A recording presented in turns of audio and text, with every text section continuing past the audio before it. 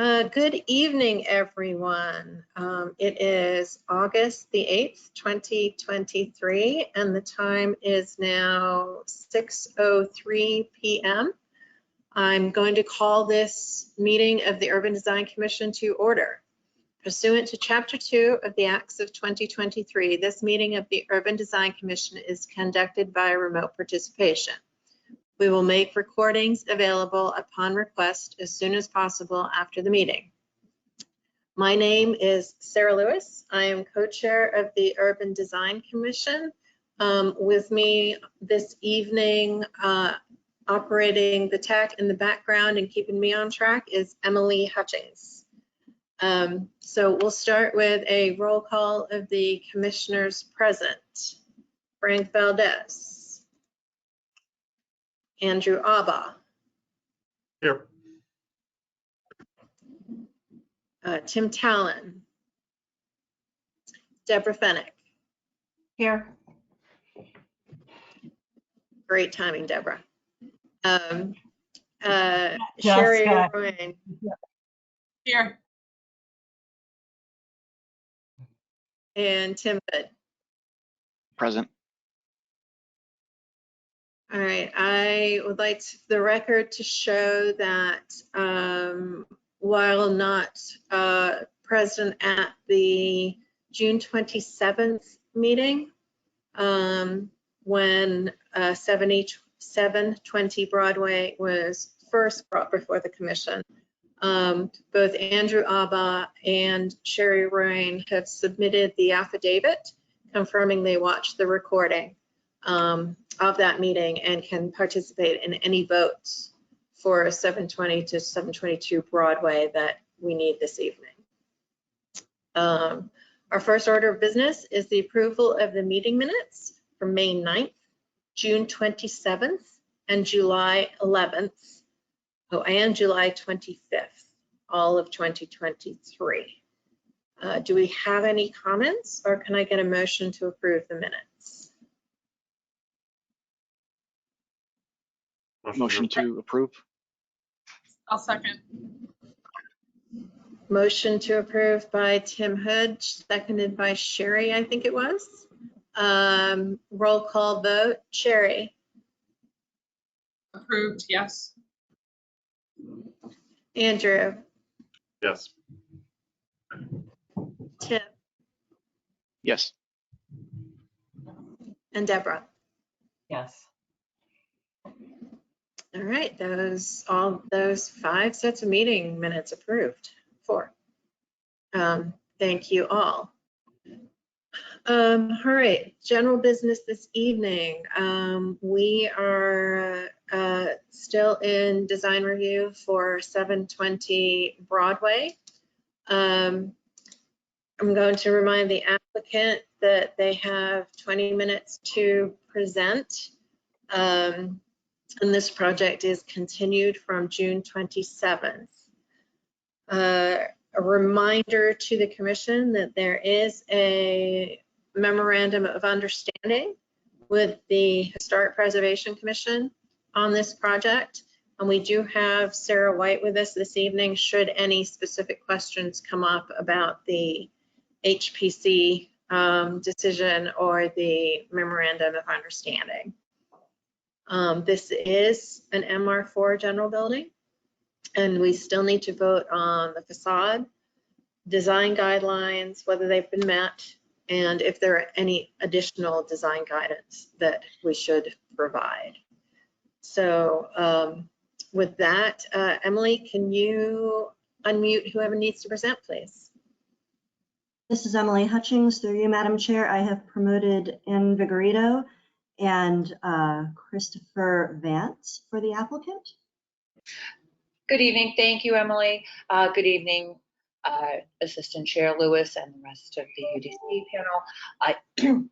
And I'm glad to hear Sarah White is here in case there is any confusion, because I know with this particular project, you know, the MOA is very specific. So I'm going to actually have Chris Vance, our architect, get right to it, and he's got a great presentation, and I think we should find some happiness. Thank you.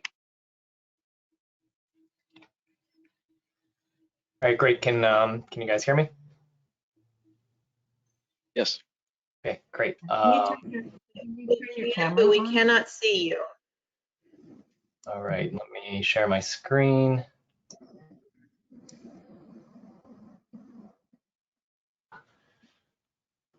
There you are. Okay, great.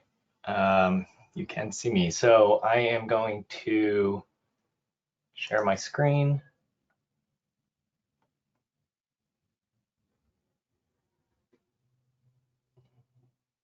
Which can you guys see it? Yeah. Nope.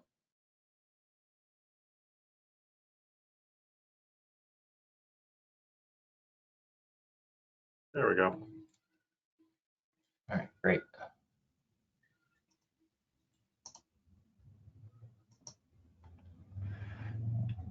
All right, I just wanted to confirm. Can you see the cover sheet?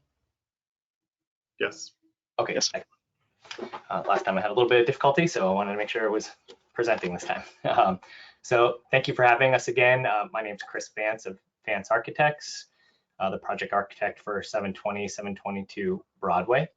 I did leave in some of the sheets from the first submission, just in case we had to reference them or had any questions. But I particularly wanted to highlight the changes from the first submission to the second submission.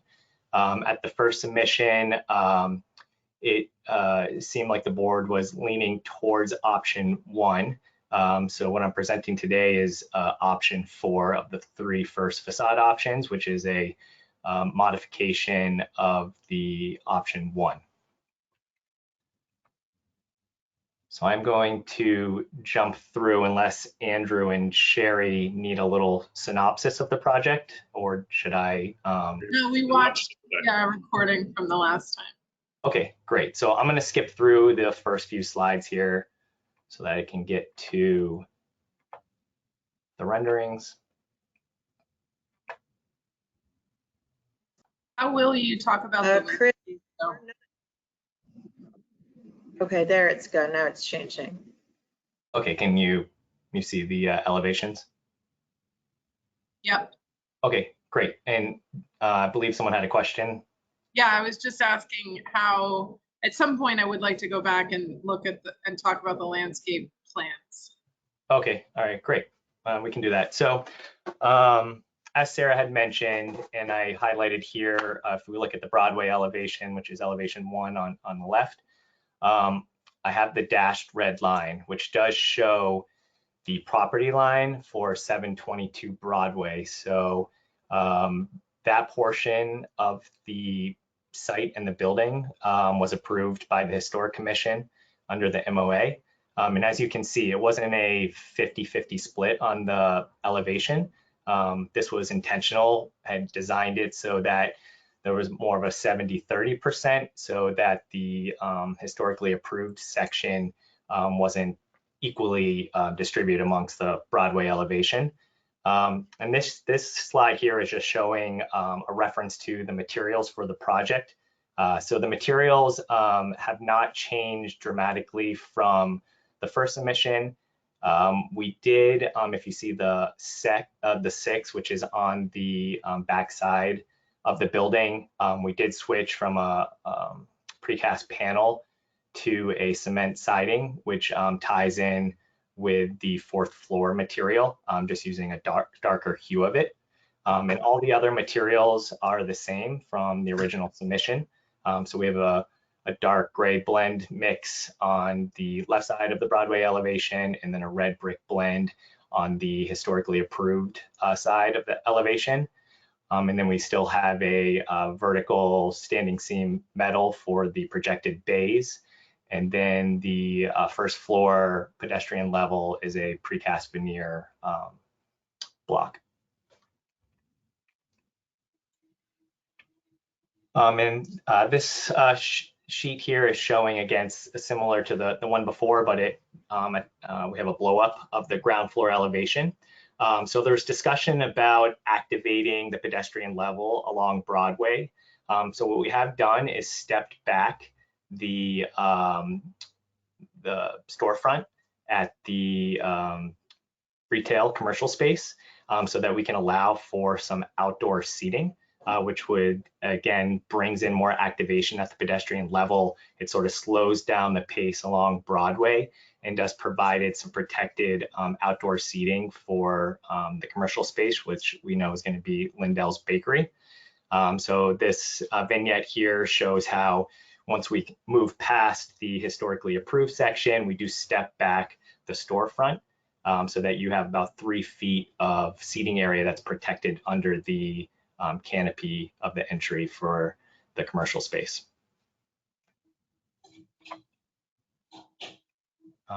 That's really. And so these 3 vignettes here show different perspectives. So I will use these to, can you guys see my mouse? Yep. As I move, okay. All right, so one of the comments from the commission at the previous submission was talking about this corner bay here at the Willow and Broadway intersection, and that it felt too close to the corner, and that it was pinching and not proportionately balanced. So we did slide this bay over to allow a little bit of relief from that corner. And to also create a little more drama at the corner, we introduced another projected bay. This bay doesn't carry all the way up to the 4th floor, so it gives the Broadway elevation a little more stature and pronunciation with bringing that bay all the way up to the 4th floor. So as you can see, as we move up the Willow elevation, we have a rhythm of the projected bays. And then this can be seen here on view 2, which is looking down Willow towards Broadway. So carrying those projected bays all the way up Willow Ave. Another comment also was that we had originally brought this stairwell all the way up to the 4th floor. So we stepped that back and killed it at the 4th floor and carried the lap siding around so that you get more of uniformity up at the 4th floor, and also reduces some of the curtain wall on that facade, which also helps to green score and passive house. And another comment was a little bit of how the historically approved side didn't speak or seem integrated into the same language. So there was a lot of mention about punched windows and openings in the brick wall. So what we wanted to do was carry that language through. So what I did was introduce this precast intermediate at the window bay so that it reads the same language as the historically approved portion of the building. So as you can see here, we have the brick pilasters, and then we have the window bay, and we have the precast that ties the window bay together. So I use that same element on the left side of the Broadway elevation and carried that around up Willow Street so that you have the same language that's repeating itself through the building. So I feel that that really ties those 2 pieces in together without actually being a complete sort of replication of that piece, which at the Historic Commission, there was some emphasis on having it look like 2 separate buildings, but at the same time, language reading similarly. And to sort of bring that language of the punched window and having that deep reveal at the window opening, we introduced some projected sills around the 4th floor windows, again, to create some architectural detail and visual reveal line so that it sort of mimicked that punched window in the brick facade. We also changed the material on the backside of the building. Originally, we had a metal panel here, so we changed this to a clapboard siding using a dark tone that ties into the dark gray brick mix here, and also carrying the brick detail that I added to really exaggerate the linear separation of the floor plates, and bringing that reveal around to the backside of the building. And we also enclosed the long-term bike storage. There was a comment about feeling kind of cavernous back here. So we brought the building and grounded it so that it felt stable and that the 2nd and 3rd floor weren't floating over the parking and the storage on the back of the building. We also carried the brick veneer along the right side elevation, as you can see here on Broadway, and then carried the cementitious clapboard around the building at the second, third, and fourth floor.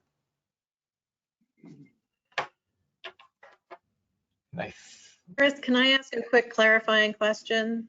Yes, You used the term brick veneer. That will be full depth architectural brick, correct? correct. This is a cavity wall. Yep, it's not a thin brick system. It's a full brick. Okay, terrific. Thank you. Yep. So I believe those are all the modifications and changes that we've made to this fourth option. I can, again, we can walk through any questions. I know there was a question about the landscape plan, but I'm not sure if we want to address the elevation facade changes now, and then we can step back and talk about the landscape plan. Yeah, that's fine. Can you go back to the views that you had up when, yeah, this one. Okay, so on the top left, that's like a railing of like a Juliet balcony or something in the center. Correct here. Yep. Okay. They've got like a sedum situation up there with a deck. Okay. Yeah, so those would be, operable sliding doors, but then having the railing.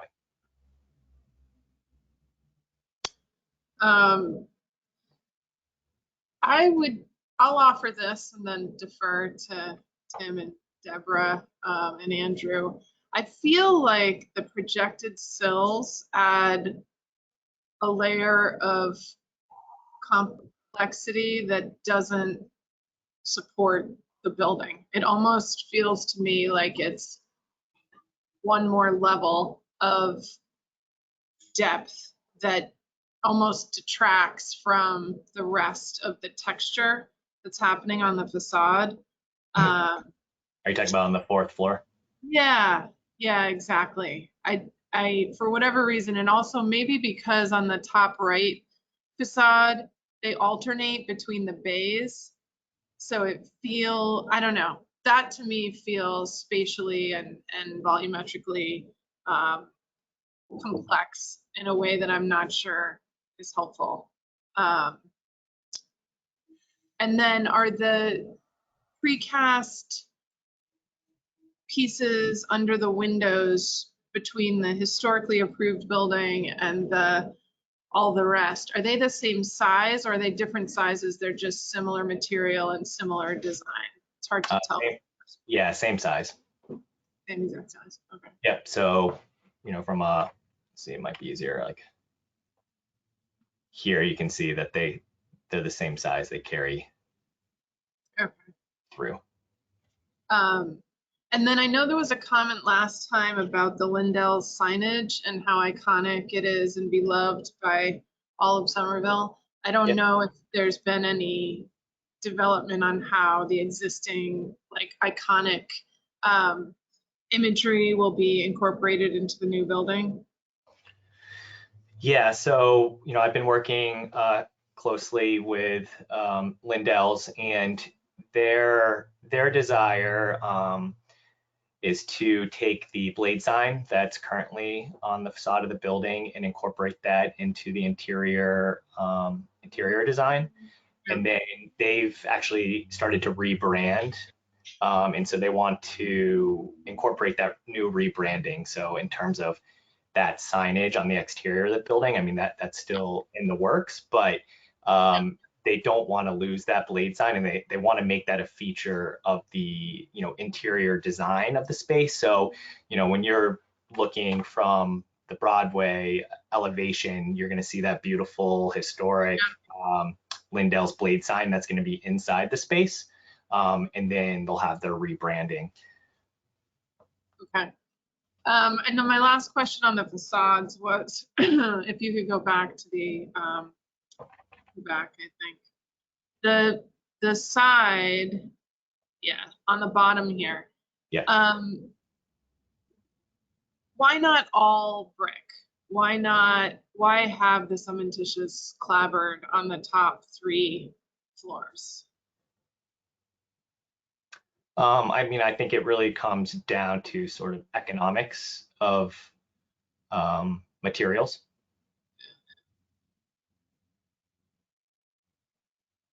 It feels, yeah, that I just feel like it would be so much stronger as all brick. But It's pretty unfriendly to that building next to it too, which does have a bay that's projecting towards the building and it's not currently blocked. I had a question as well. Can we go back to the elevations at the front of the building? So the bottom elevation, and I'm going to get all of my language completely messed up. The edge of the building on the first floor, the glass. So I'm basically, how do I say this? This is where I need like architectural like dictionary. The entrance to the building, the recess. Yeah, here. The wall, yeah, the wall to the right. It looks like it's aligned with the situation above it in the bottom rendering. It does not look like that in the elevation to the left, and it looks much more generous in the rendering at the bottom. Which version is it? Well, like those this rendering things is are clearly aligned. You've got it under the B there. Over here, it's like halfway under the window on the top one. yeah. So this rendering is generated directly off of this model. So the perspective,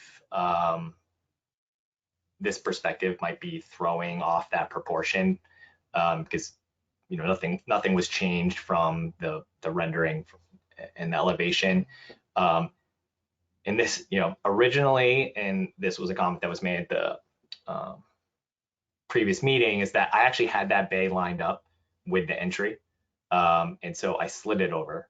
And now it's not directly aligned with the recess for the opening of the commercial space or the entry of the commercial space. I mean, that originally I had that grounded there, and that's why I had it as close to the corner as I did, but there was this comment that it felt awkward at the corner. So now when you look at a straight elevation, I think it feels awkward because it's not lined up, but again, maybe that's open for discussion. But I do see what you're saying from the perspective, the ground floor elevation to the straight elevation.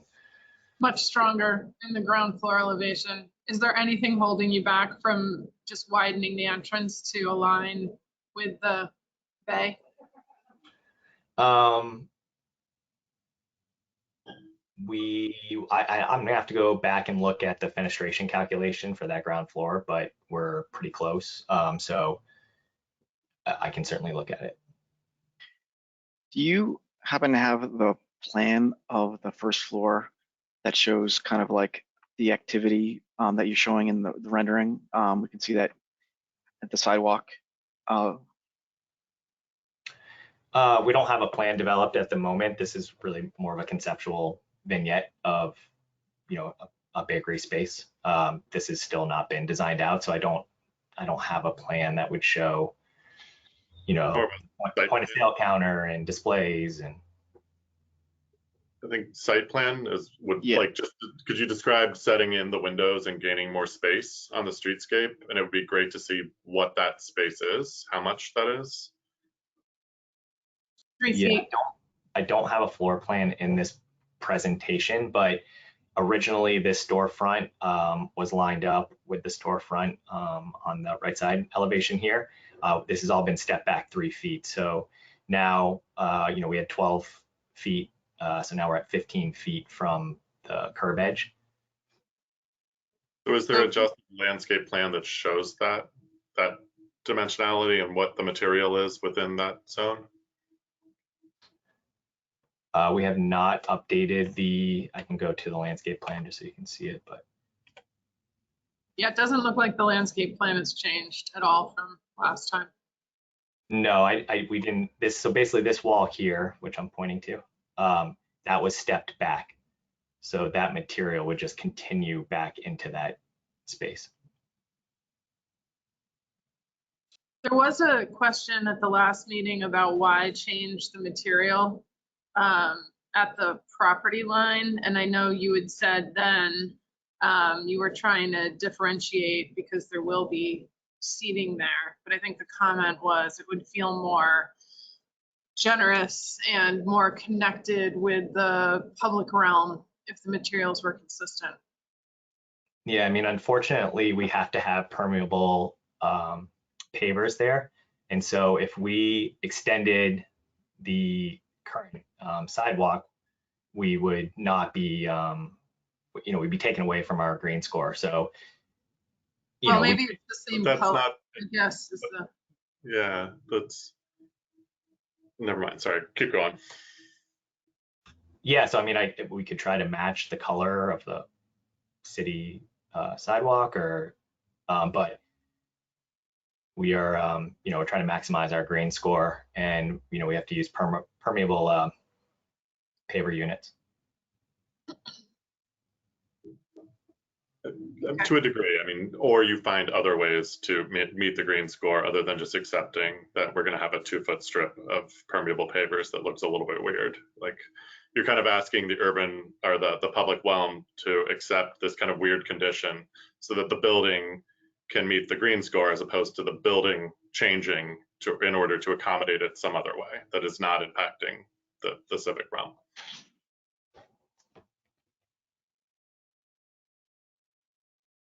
I think on this one too, there was, again, sort of, we went back and sort of watched this again today, but there was a lot of conversation about the desire for street trees and the potential to have that. It would be great to have seen this plan updated to reflect that, especially with that setback as well. It does seem like there's beginning to be an opportunity to do that. And I think Courtney had mentioned that pretty specifically, that it did seem possible.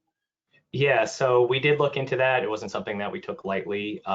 We did talk to Eversource, and they have very strict and stringent requirements for planting near utility lines. So their desire is that you're 4 feet off of any underground service.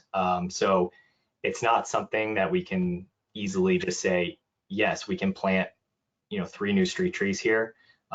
It's something that's going to have to be worked through with the utility companies and see how feasible it is, because there are services that are running directly up Broadway under the sidewalk in front of our building. I know there was mention that some trees have been planted recently on Broadway, so we were trying to track that down and locate those just to see if the condition is different than what we're dealing with here.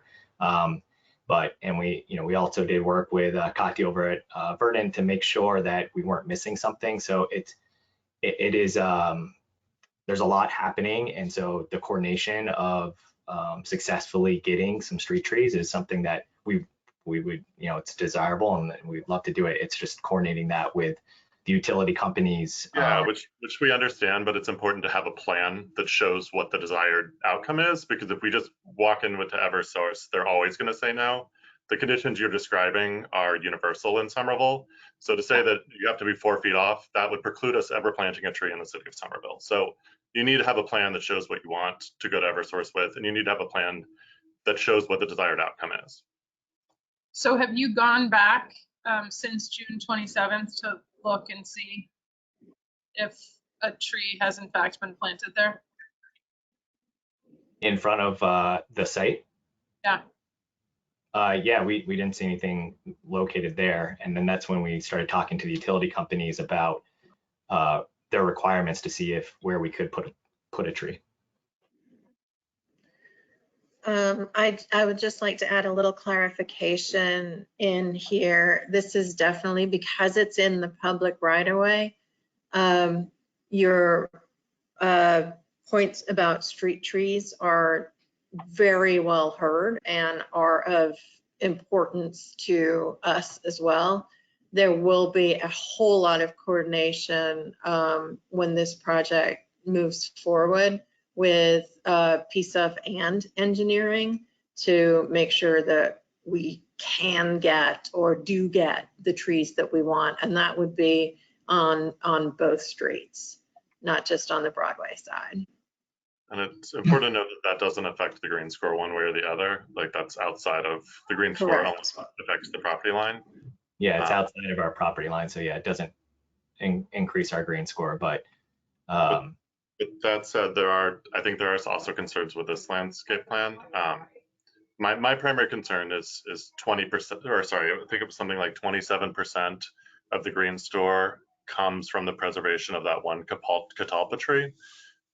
So that is a huge amount of your ability to achieve the green score is resting on the survival of one tree. And having been out there, I think that the survivability of that tree is rather low. It's in about the weirdest spot I've ever seen a mature tree in the city of Somerville. It's like wedged between a garage that you're proposing taking down and basically the neighbors. It might not even be on your property. It's so tight. So I mean, I would ask that there would be a green score and a landscape plan that presumes that that tree does not make it, because I don't think for a second that tree makes it. And if it doesn't, that blows up your green score or any chance of having a green score. okay, so okay. I mean, you're putting so much weight on one tree that has to survive for you to have a green score, and I don't think that's sensible given the current position of that tree. Okay. Yeah, I mean, it's something that we can take a look at and look at the feasibility of it.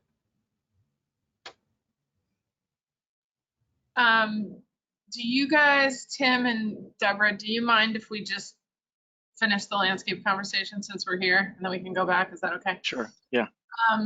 So in addition to showing street trees on Broadway and then being told later that you have to take them out, which I think is what Tim Talon had suggested you do at the last meeting as well. I'm curious about that space in the back corner. Am I reading this correctly, that it's completely inaccessible and it's planted, but nobody can actually access it or occupy it? Are you talking about this area up here? Yeah. It's like behind a dumpster in the corner. It's checking a green score box, but it's not providing any usable space for residents of the building or anything. Yeah, so your desire is to have like a walking path through here? I mean, just to have it occupiable, there's benches that you show. One is like under the overhang. Yeah, I just feel like if there's going to be outdoor seating, occupying a small garden space is far preferred to paved next to the dumpster space. So, or crafting a landscape space, if it's not there, somewhere that is nice, that people would want to hang out with. Because as a resident of this building, I wouldn't want to go sit behind the dumpster. Like that's not high on my list of places to go. Yeah, we are providing a nice outdoor amenity space up on the 4th floor. So, you know, you'd be up at a higher elevation. You know, we have the green roof. So we are providing, you know, outdoor amenity space that is surrounded by greenscape, also, you know, at a higher elevation. So it's desirable to be up there. Which is great. And I don't know if we'll get to this, but per the code, you also don't need to have that parking. And so you're giving away a huge ton of the occupiable landscape space on the ground floor to a non-required usage. So again, like you've sort of talked about how you would get your green score higher. You would get it by removing some or all of that parking, which is not required. That's a decision on the developer's decision to put that there. It's not necessary, and I recognize that it's a convenience. But again, it seems like it's prioritizing 4 parking spaces over a lot of open space and a lot of green space.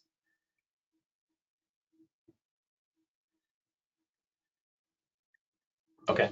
Yeah, maybe we can look at that. And I And I I think- mean, yeah, go Oh, ahead, Deborah.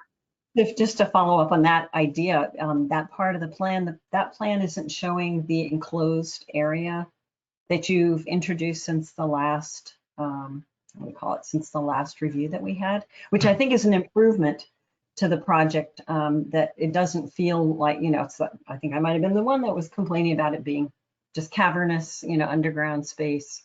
You know, that wasn't a very friendly neighbor, you know, having this thing sort of floating up above, you know, one level up. And, you know, if you removed more of those parking spaces, that would allow, you know, more either to landscape some of it or to bring more of the building down to the ground so that it feels, you know, I think architecturally like a more, a friendlier part of the language of that neighborhood. But I think this plan really needs to be updated because once you enclose that area that Andrew, you and Sherry were talking about, you can't, it'd be really hard to get to because you've got, you know, enclosed area at that area. Know what I'm saying? Without being able to. Yeah. It's Sort of where fine. the darker purple is underneath the building. So it's, I guess it's, I'm reinforcing it. I think it's really important to see this plan with these changes, which I think in general, when we return to it, are very positive in terms of the facades and the street activity. So There's sorry to also, interrupt you guys. also I the- just felt that was part of, you know, that's another important part of. yeah, no, I agree. I think also just on this plan too, just while we're at it, like there is a rogue stream line that says 8'6" on the sidewalks. I get that that's just a wrong string line and that happens totally. But when I scaled off of this plan, I got the 12 foot on Broadway, but I'm getting like 10 feet and less over on whatever the side street is. So if we could just verify that it truly is a 12-foot sidewalk, that would be helpful. 12 feet at on Broadway. On Willow. not on Broadway, on sorry, what's Willow Willow. Street? Yeah. So when I measured at the stairwell from the stair to the front of curb, I was getting less than 12 feet. Yeah, just based on looking at this says 8'8.5" inches from this tree edge to the building, then this is definitely not 8'6". It would be plus. Yeah. Which plus I get, but like, which I fully get. Like that one's wrong. It's just when you go to measure it again at the stairs, and I'm measuring off Bluebeam, so it's not perfect, but it was low enough that it felt like it could be not correct. Okay, yeah, I'm, you know, this graphic. Andrew, that does need to be, yeah, that does need to be verified because that is, otherwise we're getting into And I measured this one hardship too. variance.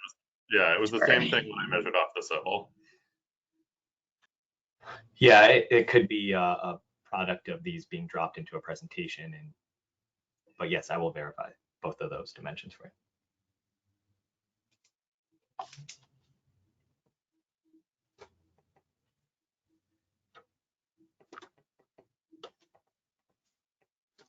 All right, so should we go back to the architecture? Now, I do want to let everybody know we've been talking for half an hour so far, and I think it's been a really good conversation.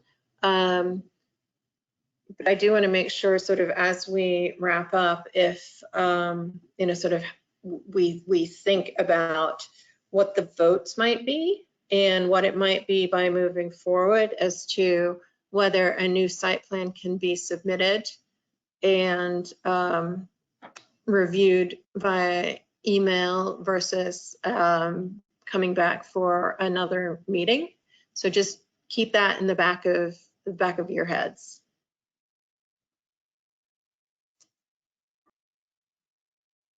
Okay. I think overall the revisions are successful. It's reading, you know, the brick area, and the rest of the building is doing what you had intended. It's reading kind of like as one building, and I think that works.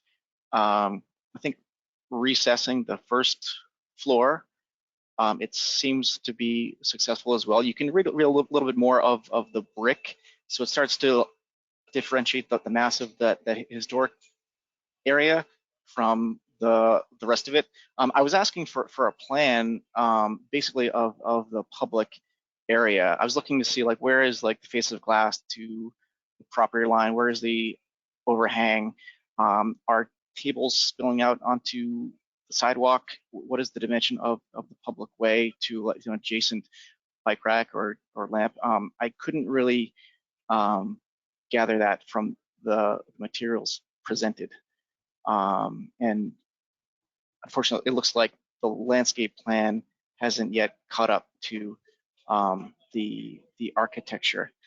But I think the architectural moves that have been made are trending in the positive direction. I just would like to see, the massing at the back shown on the landscape plan and reflected there as well. I think the move at the stair tower works. There are a lot of little details in the building, and I think overall it works, but there's just still kind of like a lot of detailing. So unfortunately, we don't have that kind of ground level public plan we can really review and discuss right now.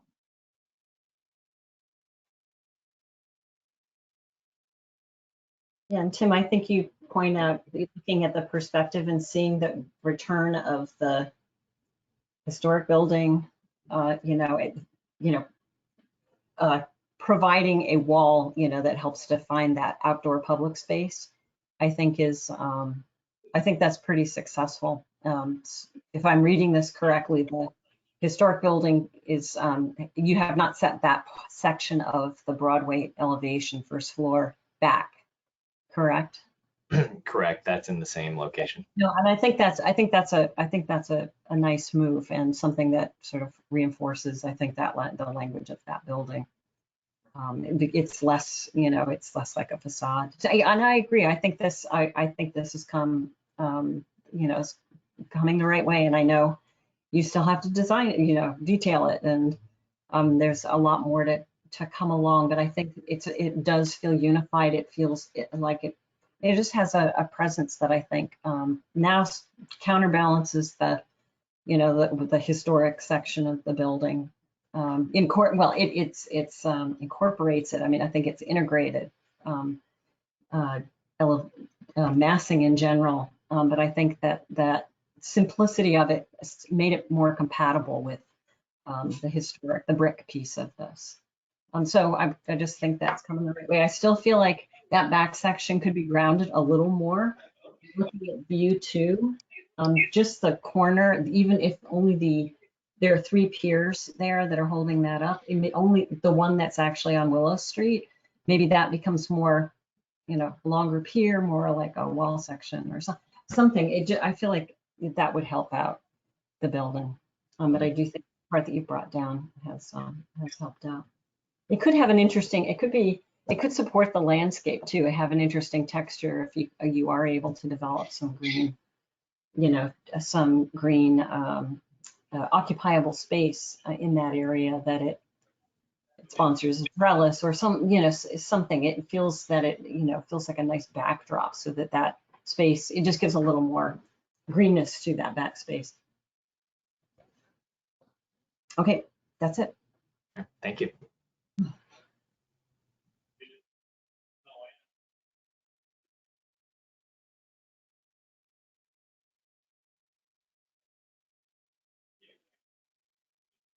Okay, let me see if I can summarize, because I think we can take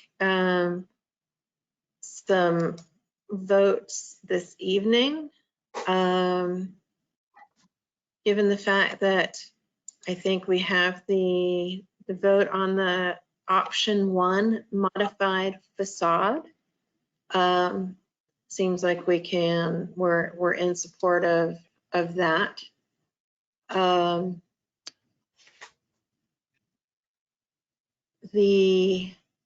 There has been additional design guidance discussed all the way through. One of the things I want to take the lead from the commission on is, how do you want to handle the ground plane and the landscape plan? Is that a return visit? Or is there enough guidance to provide that sort of gives? I think it is, because Andrew's point about the catalpa tree, I think, is a really important one. If it's 27% of the score and unlikely to survive a complete site demolition and construction project, then I do think that the site, it feels to me like the site needs to be taken more seriously. And that was, I mean, that was a major part of the conversation last time, was the urban realm, and to return without an updated landscape plan is disappointing.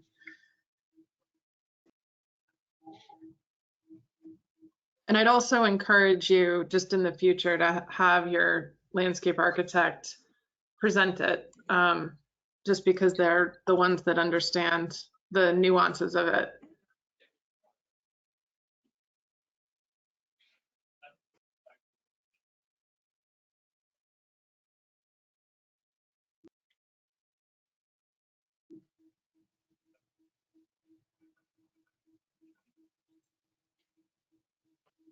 Okay. So would we like to take a vote on the facade, or so we can at least check that off the list, and then we can talk about the design guidelines, knowing that there will be a return visit with a landscape architect to talk about the ground plane. Yeah, so I'll make a motion to approve the direction, you know, of option 4, right?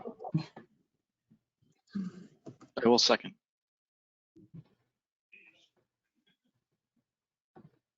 All right, roll call vote. Sherry? Yes. Andrew? Yes. Tim? Yes. And Deborah? Yes. Okay, thank you for that. So we have a facade moving forward. Do you feel as though the design guidelines have been met?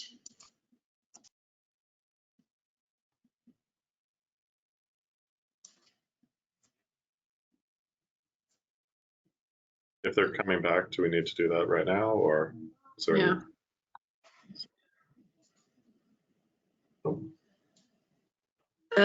No, it is the commission's choice. I was sort of thinking about the architecture separate, you know, sort of the side guidelines from the architecture separate from the landscape. Goodness, I can't speak this evening. But it is, if you would like to see that all together, we can certainly do that next time.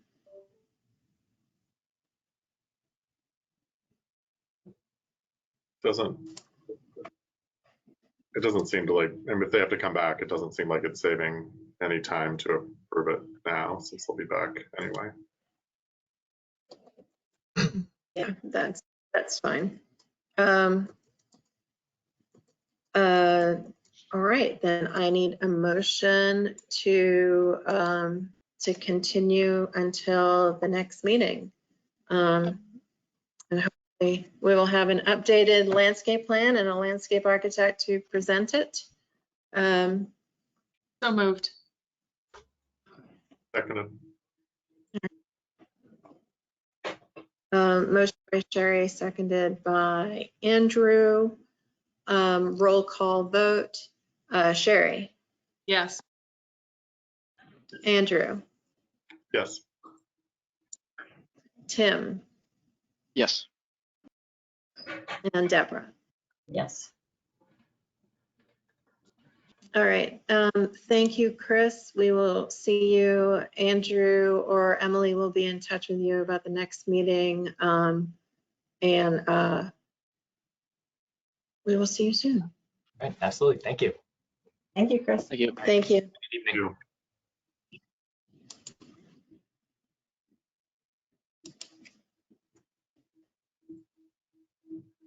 Um, Well, they- okay. In theory, will they be back on the 22nd? Is that right? If they're prepared? Potentially? I believe, Emily, do you have that date in front of you by chance? Madam Chair, this is Emily Hutchings. Give me one moment. I think that's the next meeting. That is correct.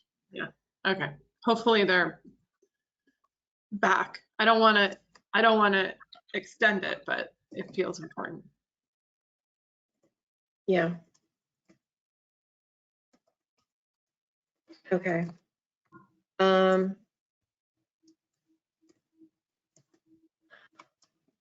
Okay, our next order of business is design review for 53 Chester Street.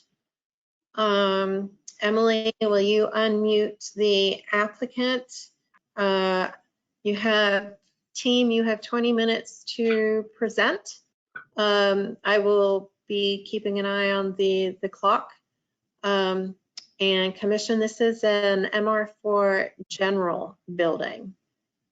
So as usual, we are voting on the facade option, the design, whether the design guidelines have been met, and any additional guidance that we want to add.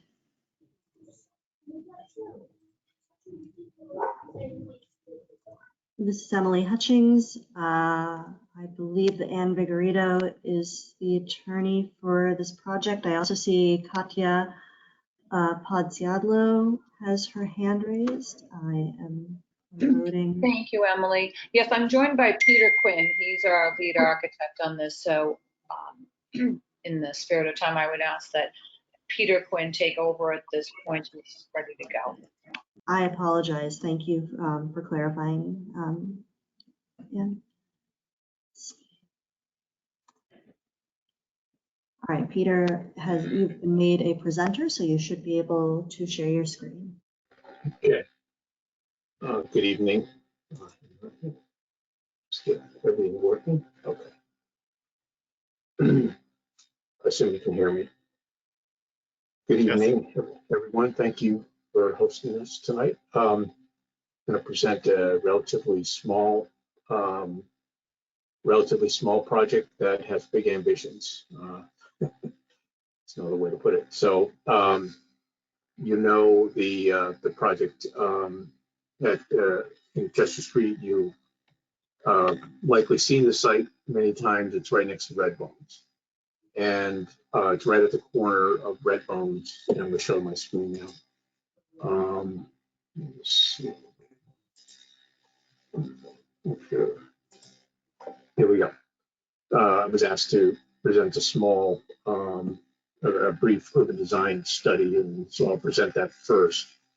For the record, my name is Peter Quinn of Peter Quinn Architects, 259 Elm Street, Somerville. So as you can see, this is a blow up. Can everybody see my screen okay? Yes. Thank you. Thank you very much. Yeah, so this is the corner we're talking about here. So the street is at more or less at the top angular part of the page. The lower part is Herbert.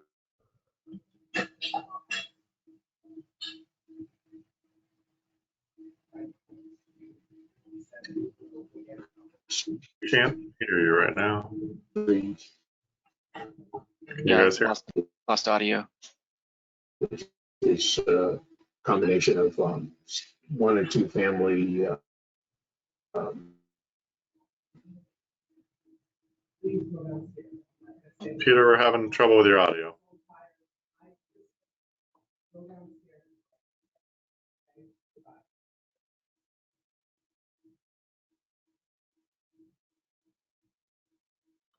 Yeah, Peter, I'm not sure you can hear us, but, oh, there he is. Yeah, I'm back. So I turned my webcam off just so I have a better reception. So the building on the left here. You do sound better now.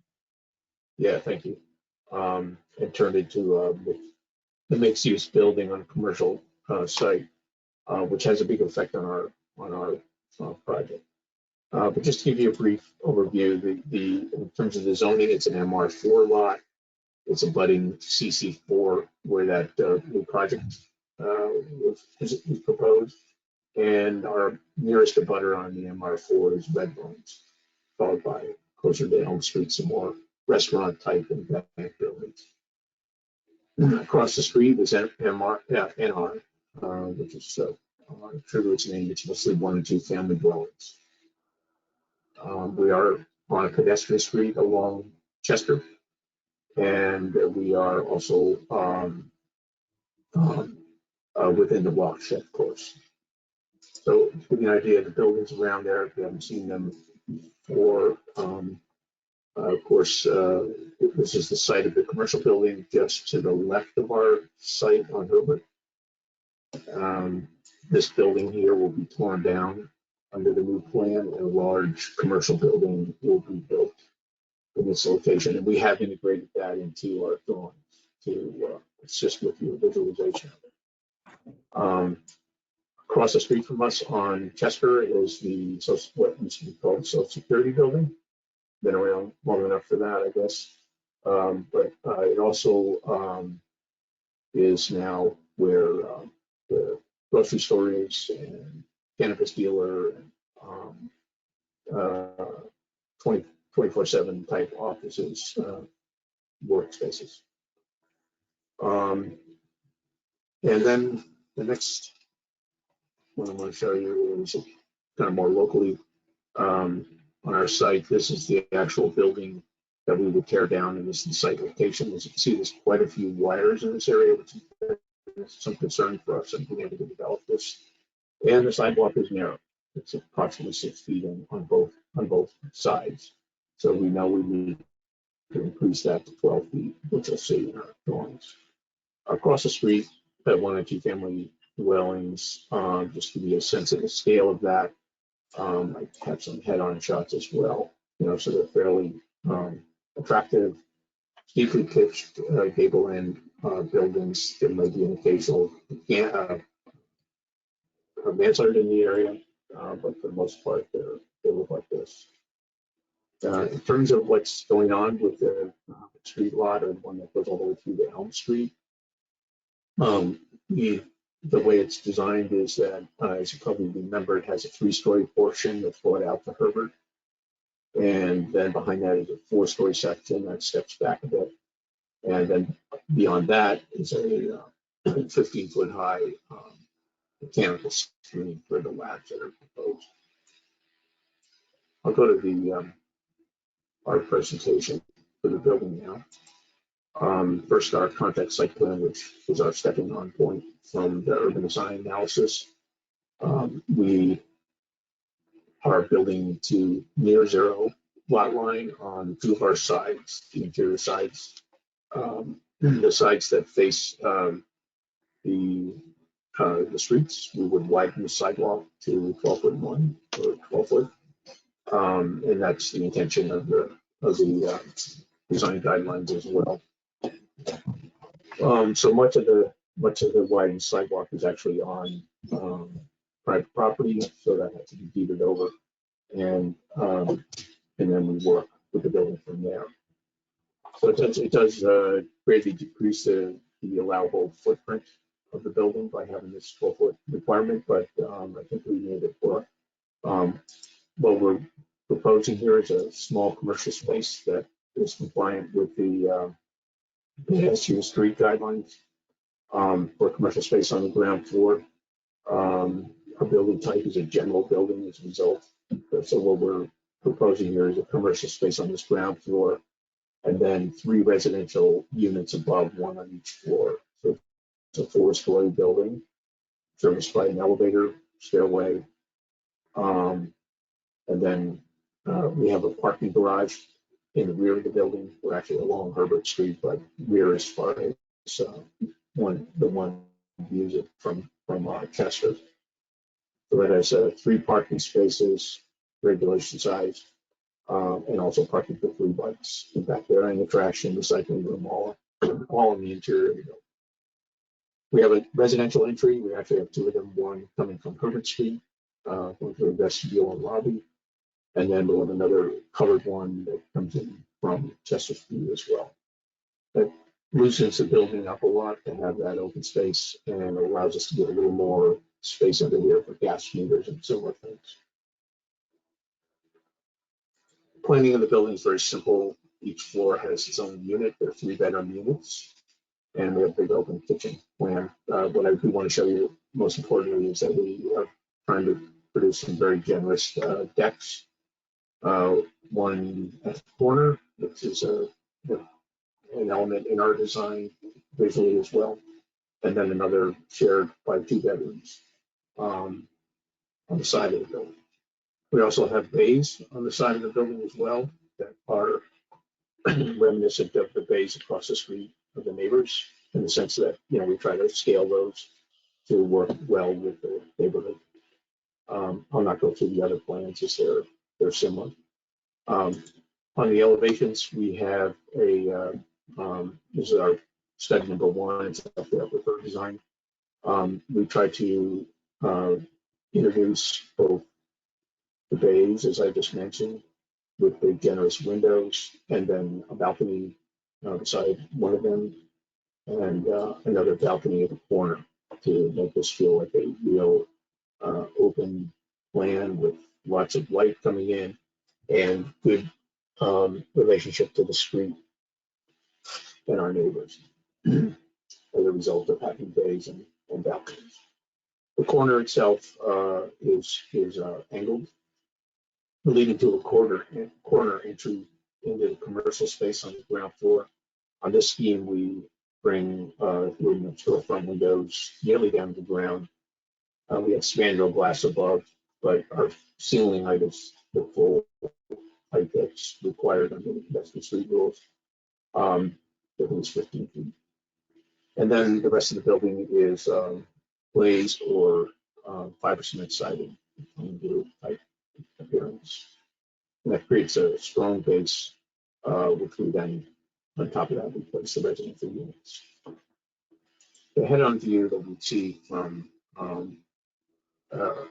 Chester Street is similar, with a bay that projects off the building. It is skewed in this image, so it's a little hard to explain, but you're seeing the side, a tiny side of the bay because of the skewing that happens at this location.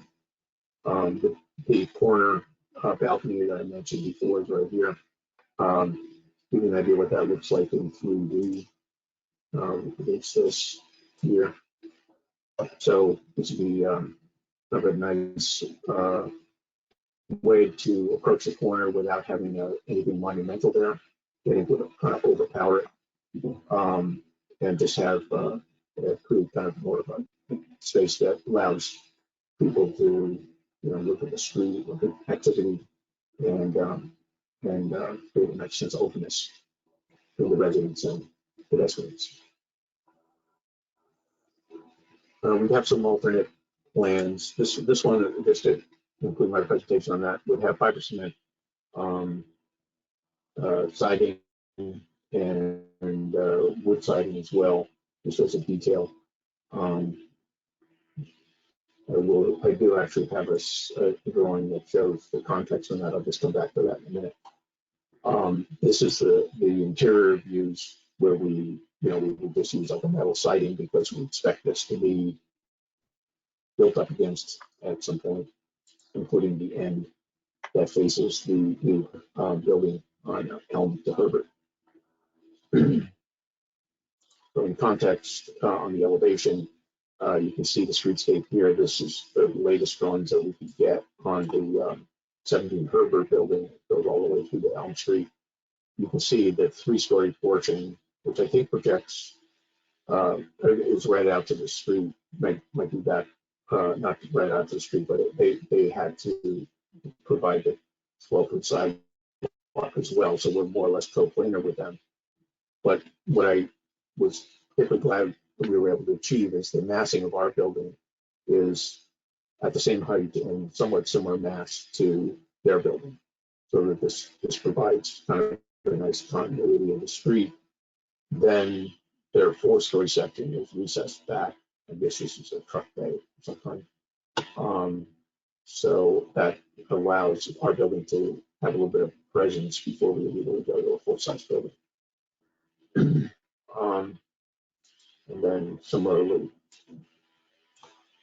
the front view, you can see this is 51 Chester, which again is one of the 1 or 2 families. Right, this one's right at the corner.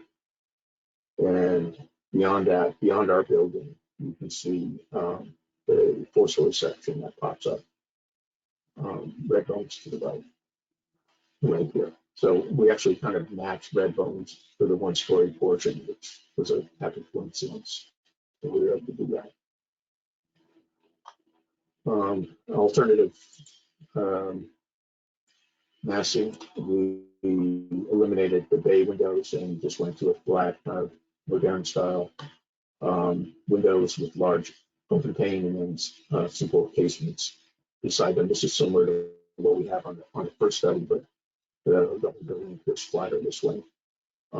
Similar treatment for the ground floor as well. And here as well, we eliminate the bays just to keep the building simpler. I'm not sure I like that as much as the busyness of the bays, but I'd be interested to hear your opinions on that. And then finally, our third study, which is more contextual,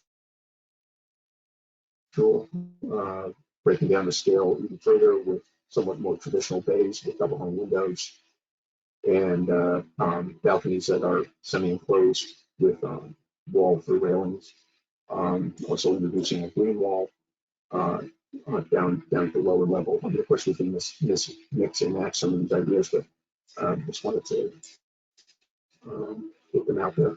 And then finally, at the base, we would have some kind of a brick, perhaps higher than what we originally were proposing with the other studies, as well as using kind of more of an awning or canopy to address the retail on the ground floor. Retail is, as I mentioned, is a relatively small space. It's probably suitable for something like a personal trainer or a small yoga studio. I think it's 750 square feet. The enclosed railings here would probably give the residents a little more sense of privacy if that was an issue. Again, that was sort of where we were heading with this particular scheme. You can see the Chester Street side there. And I do have a little bit on the materials.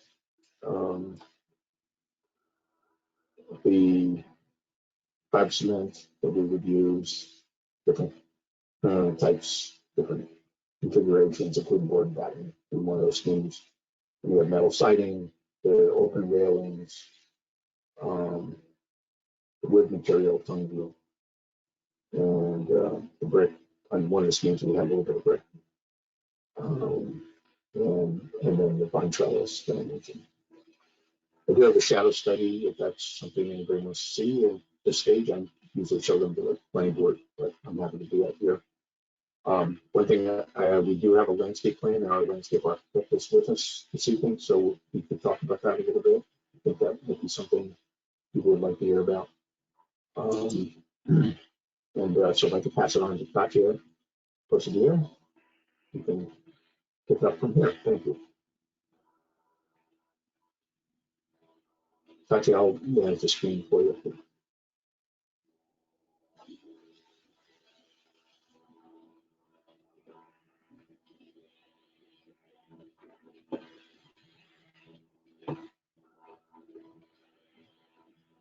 Anybody there? This is Emily Hutchings. I am trying to make, oh, there we go. I think I'm trying to promote the wrong person. Hold on one moment. There we go. I apologize. I think Katya has been promoted to a panelist now. So Katya, you should be able to unmute and speak. Thank you, Emily.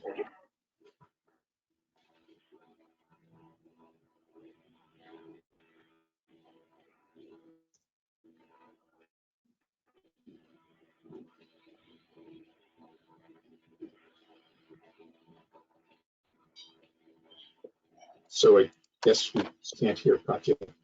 She doesn't come on in a minute. I can present as well for her.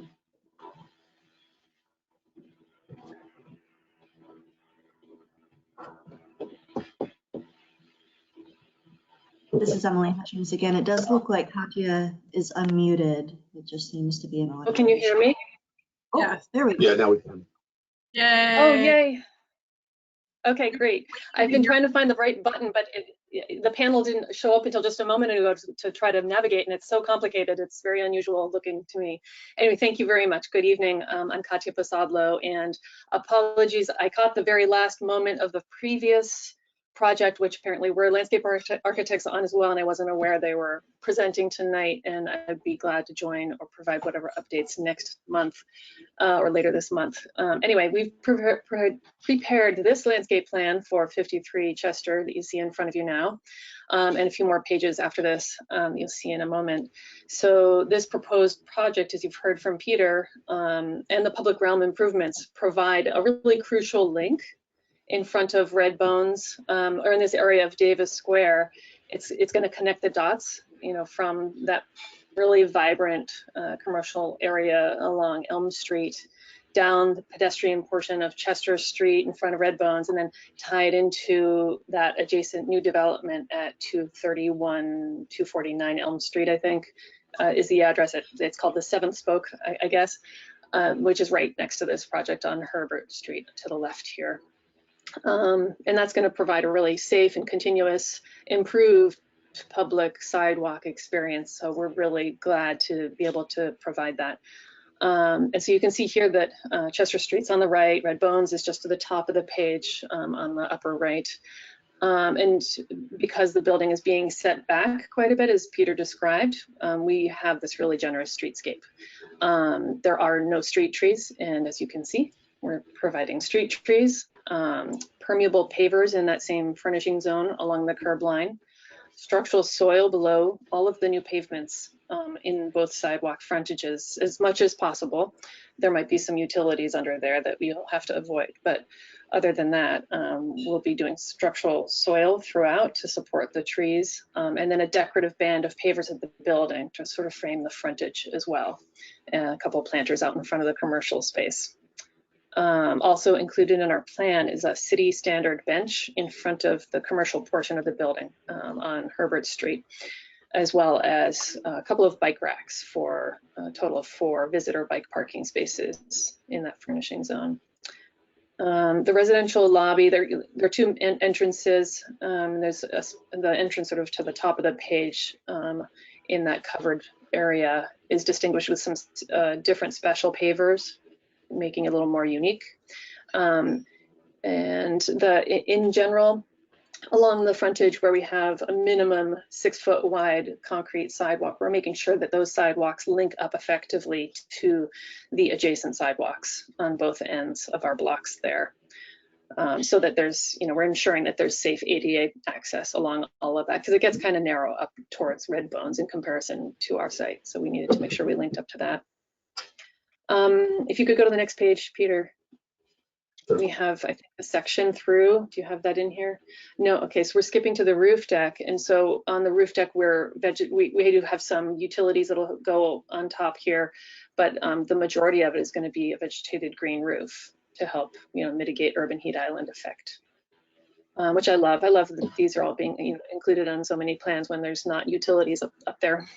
Anyway, this does meet the minimum green score, and I'm happy to answer any questions if anything comes up for landscape.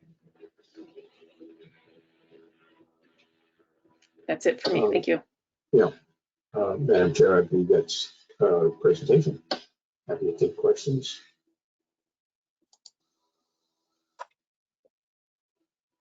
Just had one comment, if you can go back to the landscape plan.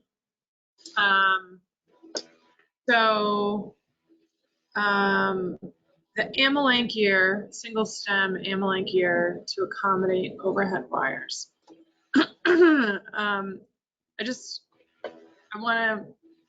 You're confident in them as a street tree.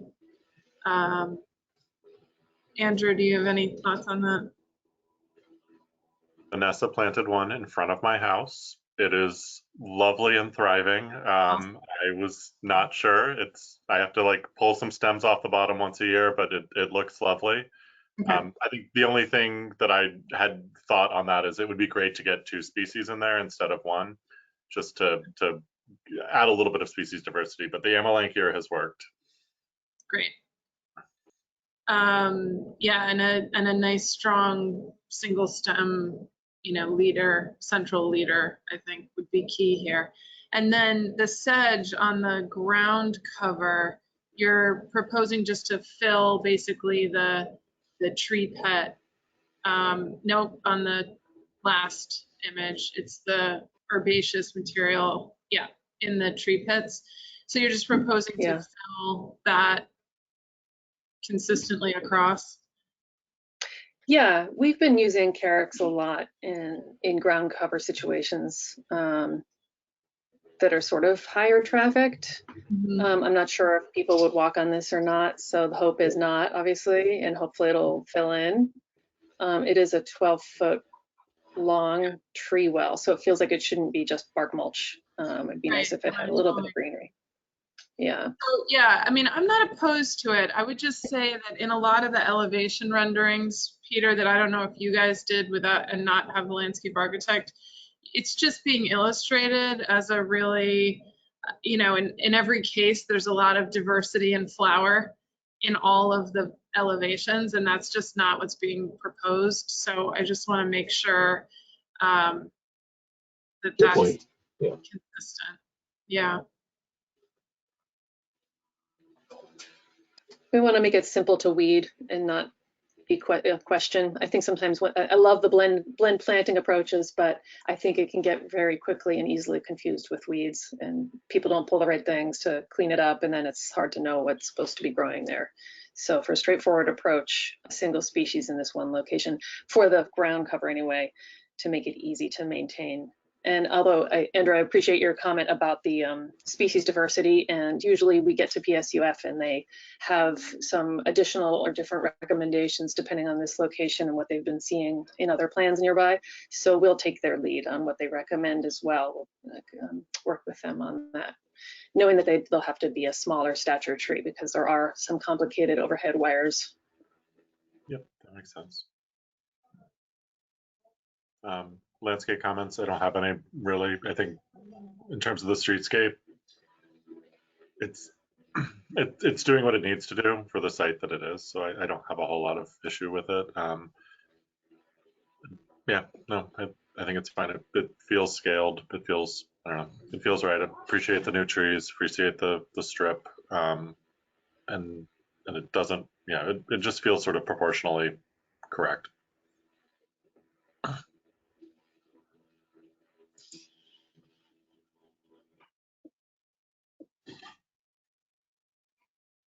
So if we're ready, if we're ready to move to the architecture, Peter, I have a couple of questions, and I think maybe you presented this, but I didn't hear all, I didn't focus on all of the presentation. At the commercial area, is there any reason why the glazing isn't higher than you're showing it right now? This is an elevational thing. Yeah. You spandrel glass there. Right, it just feels like it would be more generous. Yeah, more vertical. Yeah, there's there's going to be mechanicals up there, and so not knowing what the use is, we just hedged our bet. But we could take this up 2 feet. I think that would be fine. I would still want to leave a little bit of spangle for that. Yeah. For the mechanicals, you know. Yeah, I mean, I'm Yeah. Red Bones, and you would be more in scale. Not that Red Bones is going to last a single-story building much longer, but it does have, you know, higher. It just feels it'll feel more commercial, and I think that that'll be helpful. And the proportions will be nice with the with it being more vertical. Yeah. I'm curious. So I like the massing, you know, the transition you've made, and then I think all of these show this. Trying to scale it down so that it, you know, it's more sympathetic to the houses across the street. Right. Yeah. Yeah. And I think I feel like the horizontality of maybe the one, I don't know. I feel like their houses across the street are pretty vertical, at least in my memory. And you showed them, and I can't remember. Yeah. You know, I can. it's just a funny memory. But I think having some verticality rather than horizontal, you know, maybe the third one does that. I don't necessarily like it better. And I was thinking actually about enclosing the corner, especially the corner, the diagonal corner, the exposed corner. And you know, and you are showing it in the third one. And once and seeing it drawn, I don't like it as much. But I do think that's how I felt too. Yeah. Exactly. I'm Like, no, excited. it's the longest thing. You gotta look at it and decide whether it's a good idea. But I think the privacy is really nice, but I think the wire, the first one feels just too open, and all the trim starts to, the light, maybe it's because it's white, you know, it really stands out, and I don't think it's a positive, you know, the figure ground you get from that is, I just don't think it feels super residential.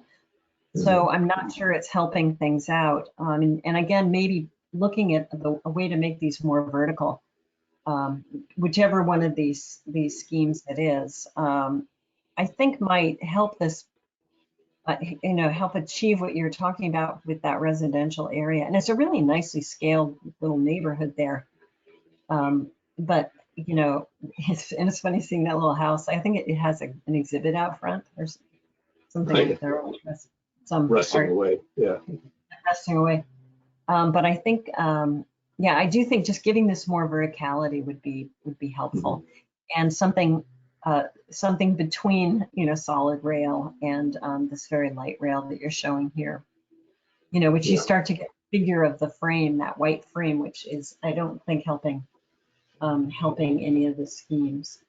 So in this one, you know, by eliminating the bay, you just have these vertical, you know, balcony areas.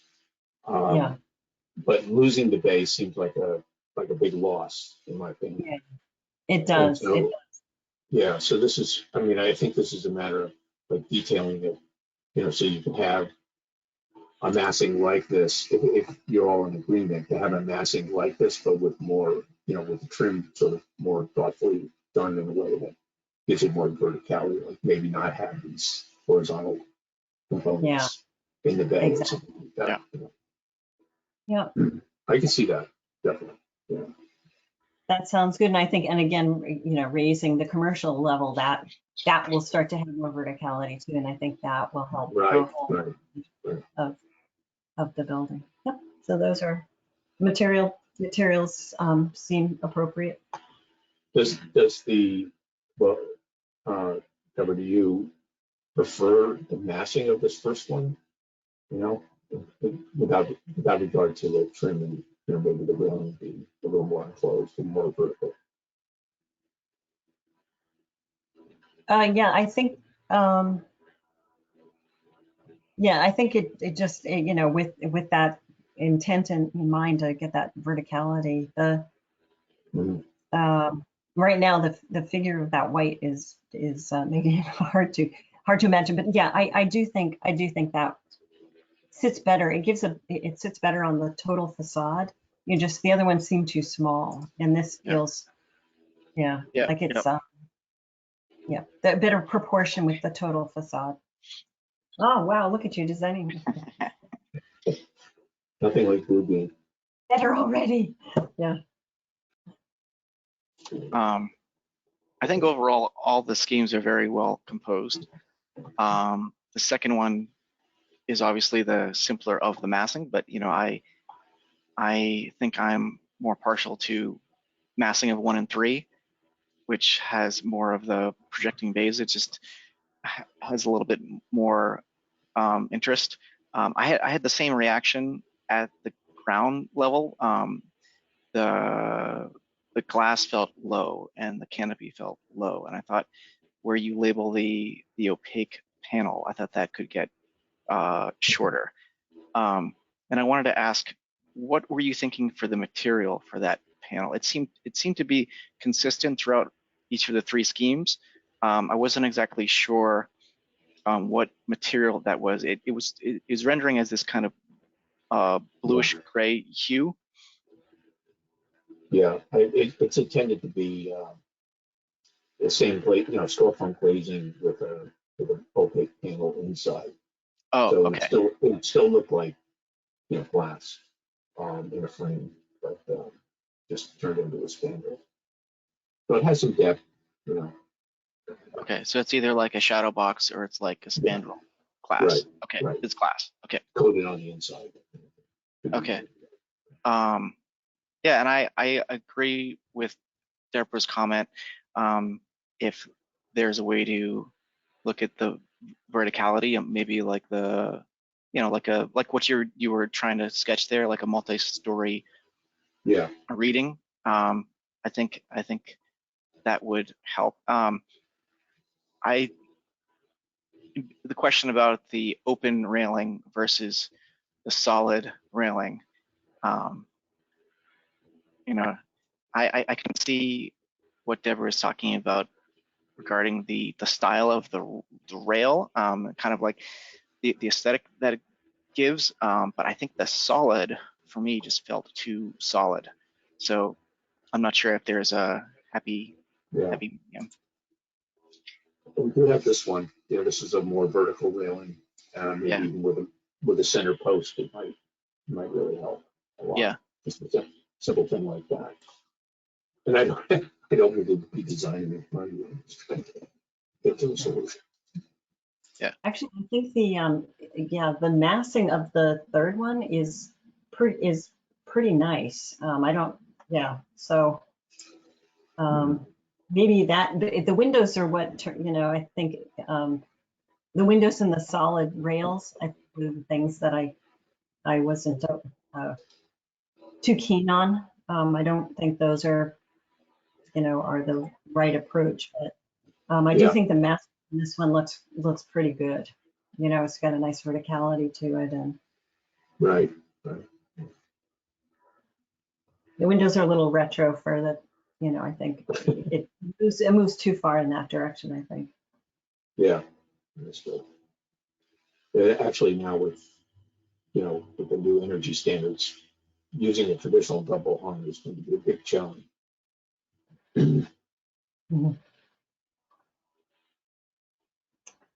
It looks like option 3.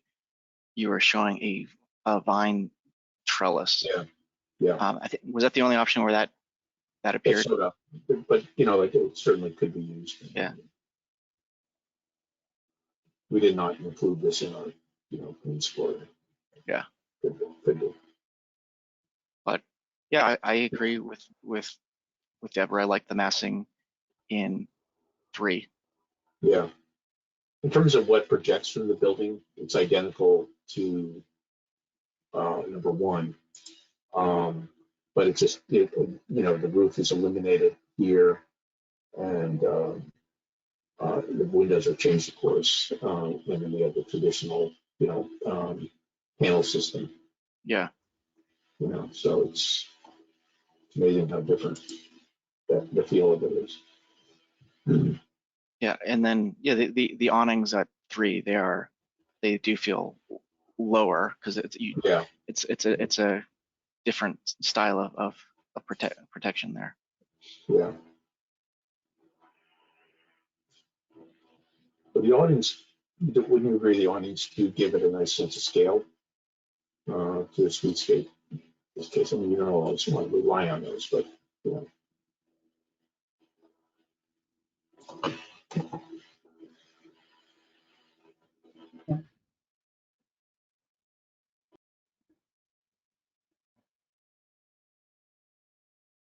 Yeah, well, that corner is going to get, that side is going to get a lot of sun. So, you know, Yeah.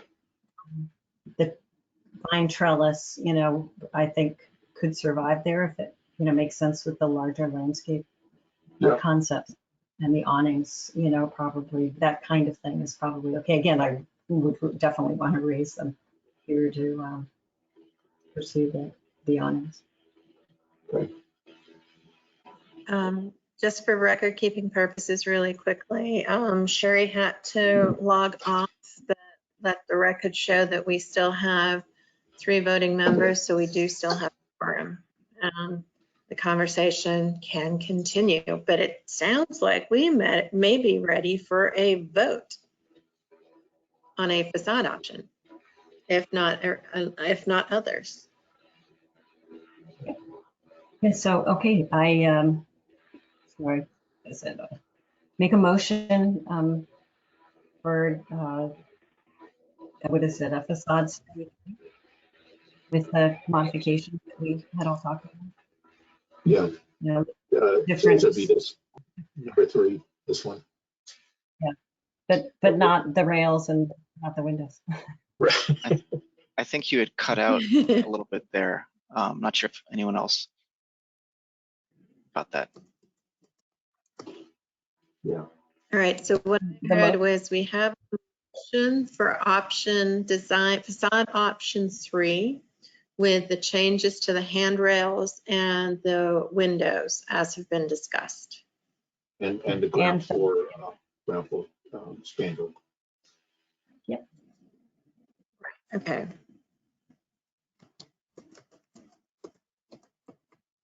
And ground floor spandrel glass, okay.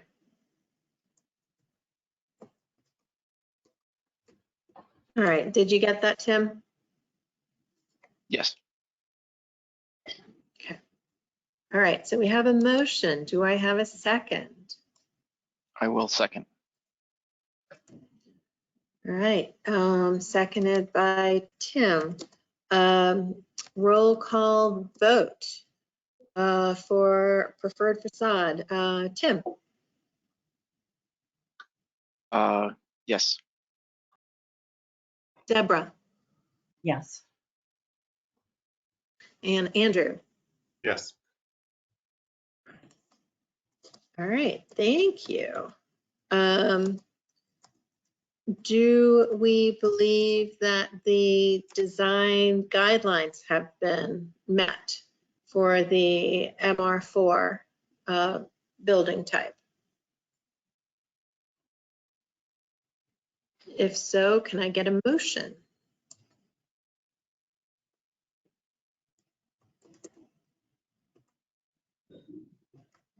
I would like to start a motion that the design guidelines have been met. Seconded. Motion by. I'm gonna call that to Deborah, if that's okay with you, Andrew.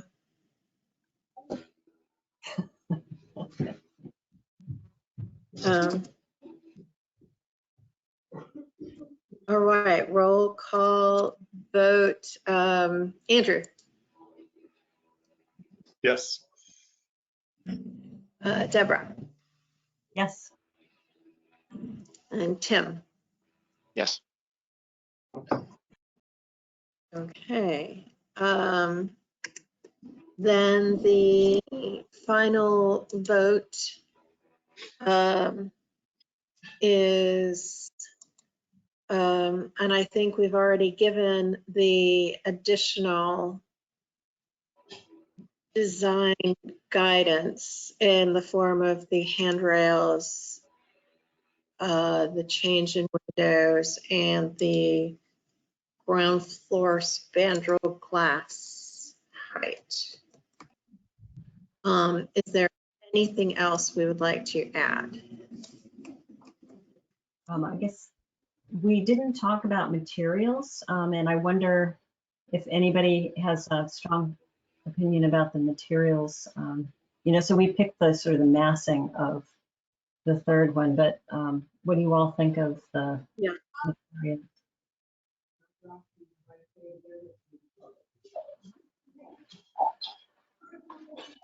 I thought option 3 had a nice palette. It wasn't too strong, and it seemed to be well composed.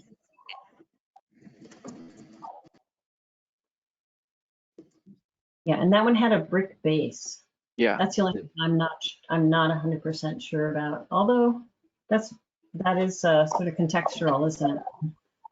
Yeah. Yeah. So okay. It's very David. I would just like to give props to Peter there for a second, because as we're working on Davis Square, the diagonal commercial corner entrance and the brick base, I do appreciate that. Oh, thank you. Yeah. There's not enough corner entries.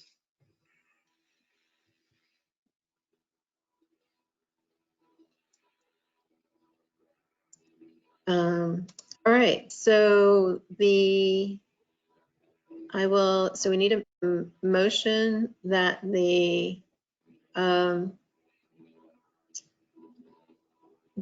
the material palette of option 3 is the one we want to go with, and then this is where we will add the changes to the handrails, window types, and ground level spandrel glass height. Madam Chair, may I ask a question about some of the materials? Yes. So my thought is that we would use a more contemporary window, maybe not in this pattern, but I mean that was the idea as I understood it in modifying this option 3 to let me jump on that. This option 3 window layout. Does everybody have that same understanding? To replace these with something that's more, more contemporary, more casement-like and fixed window. Yep. Yes. Okay, good.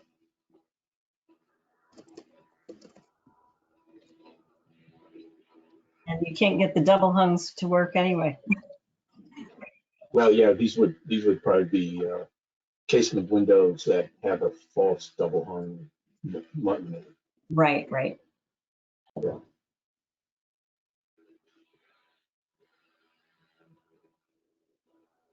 All right, so shall I read that again?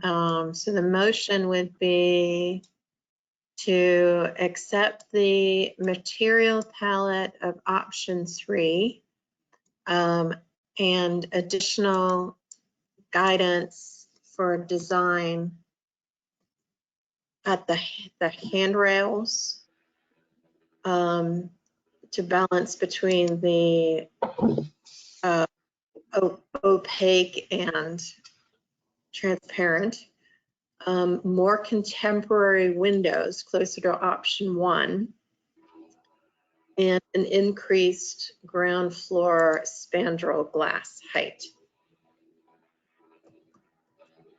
A decreased spandrel glass height, increased vision glass. Thank you. I knew something there wasn't quite right.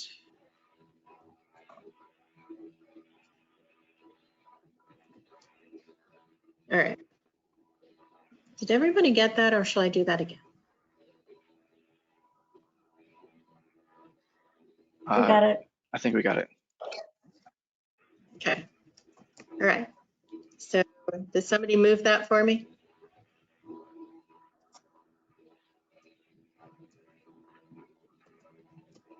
So moved. Second.